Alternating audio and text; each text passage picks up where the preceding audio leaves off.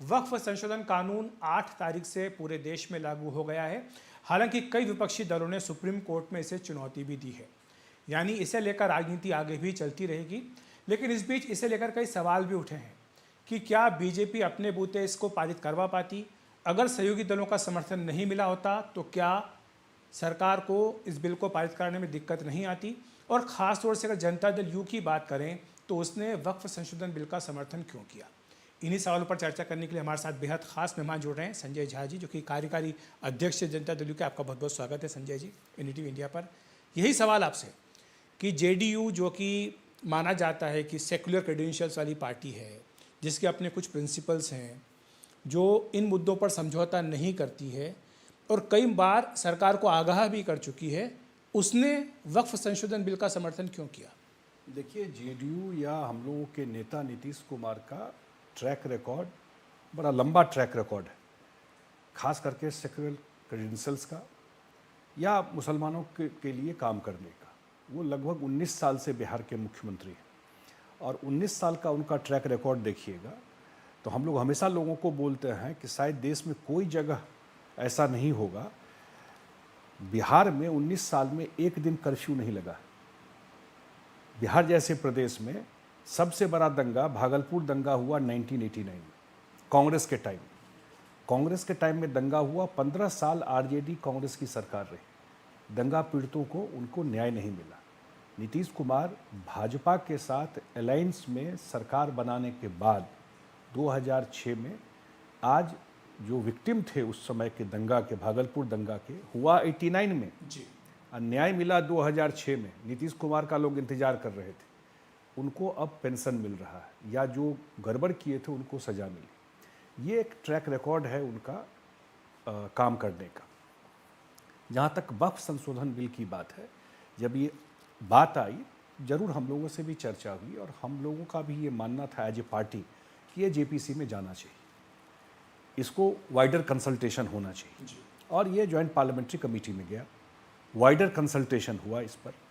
बहुत सारे जो मुस्लिम समुदाय के लोग हैं नीतीश कुमार जी से भी आके मिले। उस मीटिंग में मैं भी था और वहाँ पर ये बात हुई कि उन लोग कहते थे कि आप लोग इसका वापस हो, इसकी बात करिए। और हम लोगों का कहना था कि आपको जिस प्रोविज़न में आपको लगता है, क्योंकि ये पहली बार तो अमेंडमेंट हो नहीं रहा, इससे पहले भी अमेंडमेंट 2013 में हुआ, इससे पहले भी हुआ अमेंडमेंट। इसमें आपको जिस प्रोविज़न को लेके लग रहा है कि ये आपके इंटरेस्ट के खिलाफ है या गड़बड़ है, तो वो आप बताइए। हम लोग, हमारे जेपीसी मेंबर हैं वो भी, और एज ए पार्टी हम लोग सरकार में भी बात को रखेंगे। और तो हमारे सरकार के तरफ से, पार्टी के तरफ से भी जो उनका ऑब्जर्वेशन था, उसमें से कुछ बातों हम लोगों ने रखी और उस बात को एक्सेप्ट भी किया गया, जिसमें रिट्रोस्पेक्टिव जो है, जो बिल आने के पहले अगर कोई धार्मिक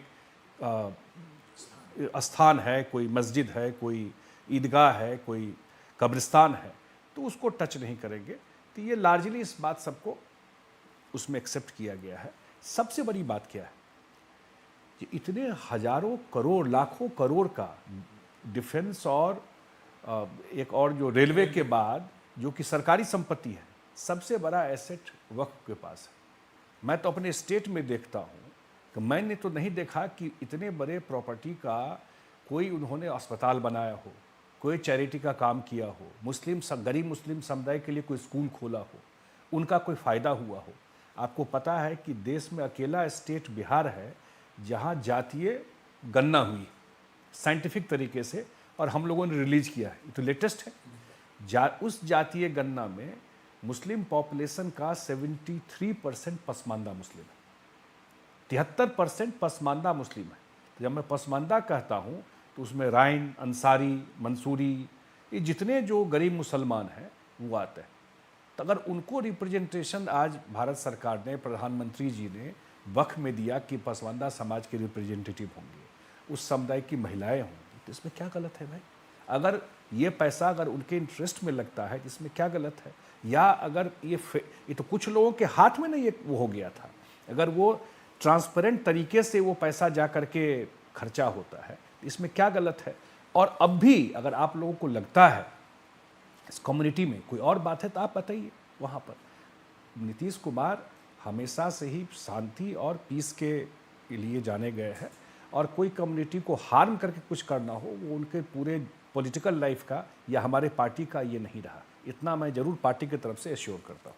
पीएम मोदी ने भी मिलती जुलती बात कही है। उन्होंने तुष्टीकरण की बात भी कही कि कांग्रेस की जो तुष्टीकरण की राजनीति थी, तो उसके लिए कांग्रेस पार्टी ने मुसलमानों का उपयोग अपना वोट बढ़ाने के लिए, सरकार में आने के लिए किया, लेकिन पसमानदा समाज को, महिलाओं को, मुस्लिम समाज की जो उनको न्याय नहीं मिला। क्या यही एक मुद्दा है जो आप लगता है कि ये आरजेडी के उठाए हुए सवालों का जवाब दे पाएंगे, इसकी कार्ड बन करके उभरेगा? नहीं, मैं इंटायर मुसलमानों की बात कर रहा हूँ। कुछ चंद लोगों को छोड़ करके इस वक्फ के प्रॉपर्टी का किस मुस्लिम को फ़ायदा मिला?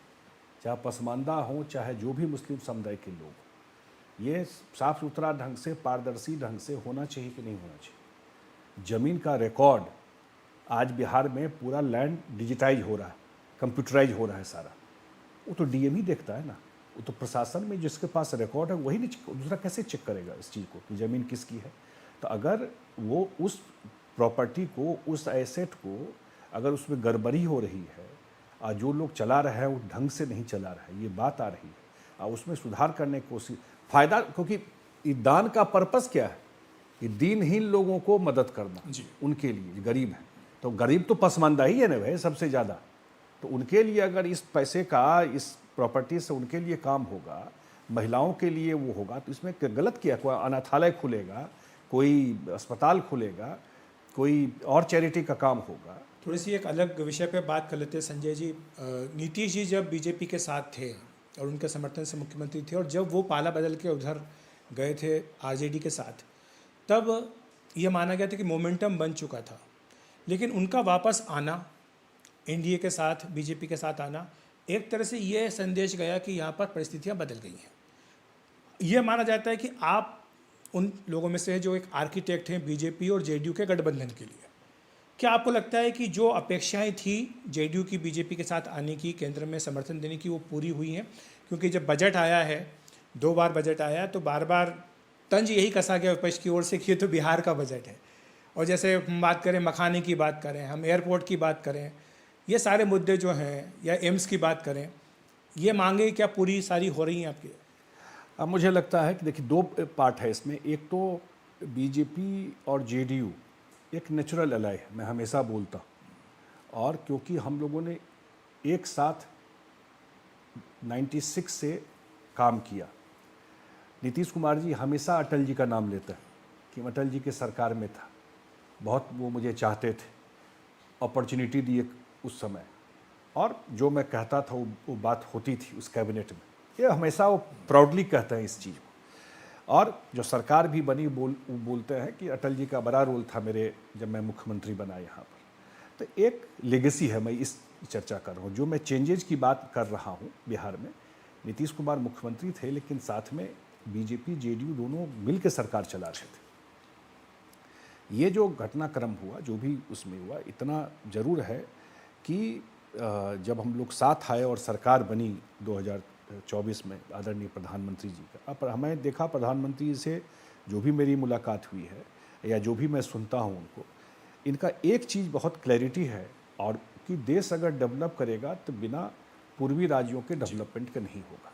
क्योंकि बिहार में हमेशा एक रहा है पलायन को लेकर के, माइग्रेशन को लेकर के, और लोग बोलते हैं कि बिहार में इन्वेस्टमेंट क्यों नहीं आया, इंडस्ट्री क्यों नहीं आया। तो ऑब्वियसली इंडस्ट्री, इन्वेस्टमेंट आने के लिए अखिलेश जी कंड्यूसिव एटमॉस्फेयर चाहिए, वो बेसिक फैसिलिटी देना पड़ेगा। हम लोगों की सरकार आई, उससे पहले लोग बोलते थे कि बिहार में एक ही उद्योग है, अपहरण का उद्योग, और पार्टली सही भी था, क्योंकि उस समय का जितना कहानी देखिए, बिहार में ब्रेन ड्रेन, इंडस्ट्रियलिस्ट का ड्रेन, डॉक्टर का ड्रेन, सब लोग बिहार छोड़ के भाग गए।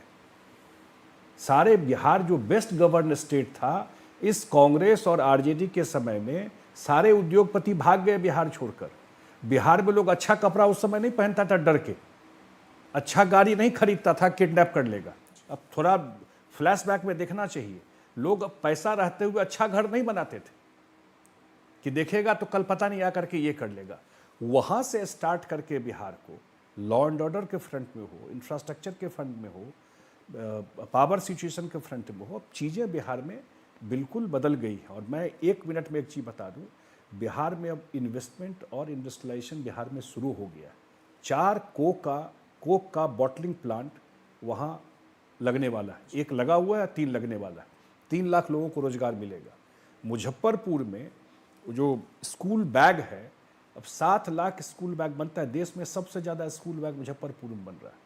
टेक्सटाइल का हब बनने जा रहा है। मखाना का आप चर्चा कर रहे थे, तो बहुत सारा चीज़ अगले 3-4 साल में बिहार में आपको दिखाई पड़ेगा इन्वेस्टमेंट और इंडस्ट्री में, जो बिहार लैग कर रहा था। और ये इसलिए है क्योंकि डबल इंजन की सरकार है, एक सपोर्ट है सेंटर से, तो निश्चित रूप से एक बड़ा फायदा बिहार को मिल रहा है इससे। आपने कहा कि डबल इंजन की सरकार है, अगले 3-4 साल की बात भी आप कर रहे हैं, तो क्या आप कॉन्फिडेंट हैं कि इस चुनाव में फिर से आप आएंगे? हमको बिल्कुल, आपने लोकसभा का रिजल्ट देखा है, और लोकसभा के बाद 4 हमारा बाई इलेक्शन भी हुआ था 4 असेंबली में। उस 4 में 3 हमारा सीटिंग नहीं था, एक ही सीटिंग था। उस 4 में चारों हम लोग जीते। तो लोग बिहार के बहुत समझदार हैं, वो टेस्ट कर चुके हैं डेवलपमेंट को। वो अब बैक गियर में नहीं जाना चाहते। उनको समझ है कि यही नरेंद्र मोदी और नीतीश कुमार जो है, यह अगले 3 साल में जो अगला जंप बिहार का है, वो उसी में बदलेगा।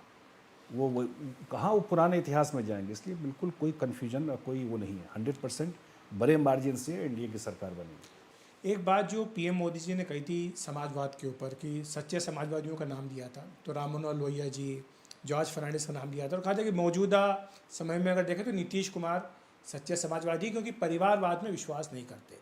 लेकिन हाल फिलहाल में हम देख रहे हैं कि जेडीयू के भीतर से आवाज़ें उठने लगी हैं कि जो उनके बेटे हैं निशान, उनको कमान सौंप दी जाए, वो आ जाए। ये चर्चा कहाँ तक सही है? देखिए, प्रधानमंत्री जी का एक बड़ा ये वक्तव्य था कि सच्चे समाजवादियों में उन्होंने राम मनोहर लोहिया जी, जॉर्ज साहब और नीतीश जी को पैरेलल रखा। ये तीनों सच्चे समाजवादी हैं। खास करके उनके ईमानदारी, स्वच्छ राजनीति और एक डेवलपमेंटल राजनीति का जो काम नीतीश कुमार ने किया, वो एक था। और इतने दिन से वो भी राजनीति में है, 19 साल से यहाँ है, 5 साल केंद्र में रहे। हमको नहीं लगता है उनका परिवार का किसी का नाम भी कोई अब कभी सुनते होंगे। इस 25-30 साल के एक पोजीशन में रहे। पॉलिटिकल लाइफ तो लंबा है, कभी आपने सुना होगा या कभी किसी को इन्वॉल्व होते देखा होगा। और ये पार्टी उनकी बनाई हुई, और आज हमारे वो नेता है, इसलिए आज कोई चर्चा इस तरह की है ही। पर क्या ये उठता है सवाल कि उनके बाद कौन?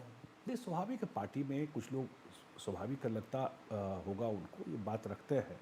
लेकिन एज ऑन डेट ऐसी कोई बात नहीं है। आज के डेट में नीतीश कुमार ही हमारे नेता हैं, सर्वमान्य नेता, और उन्हीं के नेतृत्व में पार्टी चल रही है।